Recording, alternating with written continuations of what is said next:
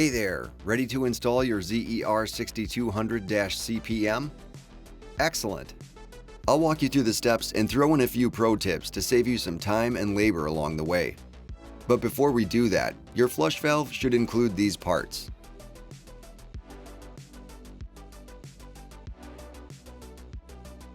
Here are some of the recommended tools for installation. Okay, let's get started. First, shut off the main water supply. Measure the distance from the finished wall to the center of the fixture spud. If need be, cut your water pipe to be 1 1/4 inches shorter than the measurement from the wall. Then sweat on the adapter, as seen here, already installed. Slide the chrome tube over the water pipe. It should reach from the wall to the first thread on the adapter. If need be, cut the chrome tube to fit. Slide the cast wall escutcheon over the chrome tube all the way until it's flush against the wall. Then tighten the set screw with an Allen wrench. To ensure a watertight connection, wrap the threads on the adapter with PTFE pipe thread tape and/or pipe thread sealer as desired. Thread the control stop valve onto the water supply pipe. Close the stop valve with your flathead screwdriver by turning the screw clockwise. It's crucial to do this before you turn on the main water supply, after you've verified that the control stop is closed. Turn on the main water supply. Place a bucket next to the stop valve outlet. Slowly open the stop valve, turning the screw counterclockwise. Let approximately 2 gallons of water flush through the pipe and into the bucket. Then, close the stop valve.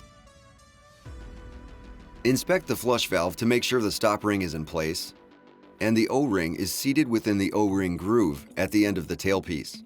If need be, lubricate the O-ring with water.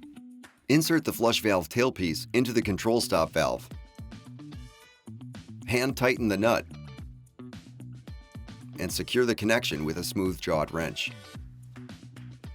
Determine the length of the vacuum breaker tube required to join the flush valve and the fixture spud. If need be, cut the vacuum breaker tube to fit. Insert the vacuum breaker into the top of the vacuum breaker tube. Then, from the bottom up, slide on the tube nut, the spud nut, the slip gasket, and the rubber washer. Place the spud escutcheon over the fixture spud. Then insert the vacuum breaker tube into the fixture spud and up into place.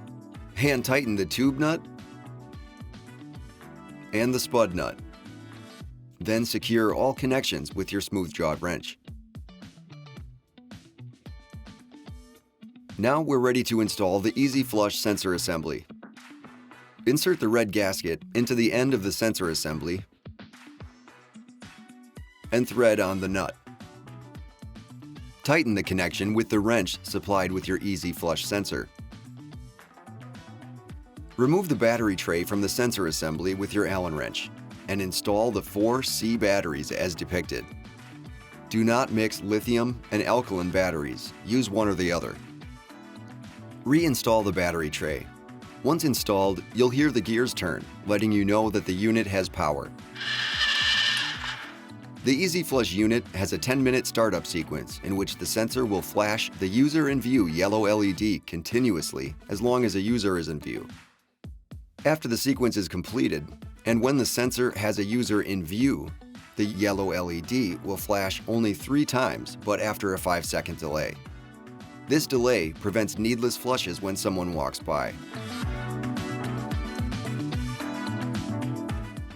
If you need to adjust your sensor activation distance, remove the battery tray once again and remove the faceplate of the Easy Flush sensor assembly.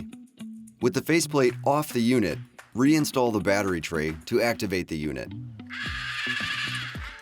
Grab the sensor adjustment tool from its place, as seen here. Stand at the desired activation distance from the sensor. Using the sensor adjustment tool, turn down the sensor sensitivity all the way, and then slowly back up until the yellow LED begins to flash. Ensure the sensor does not detect the stall door or a wall by stepping out of the sensor path and making sure the yellow LED is not flashing. If it is, you'll need to shorten the activation distance. Next, remove the battery tray again. Replace the sensor adjustment tool and the cover, then reinstall the battery tray. Open the control stop valve with your flathead screwdriver to turn on the water to the unit. Then install the vandal-resistant stop valve cover. The flush valve is now ready for normal operation. I hope you found this installation video helpful. If you encountered issues, you can reach out to Zurn's expert team for support. And check out our library of other how-to videos on our YouTube channel.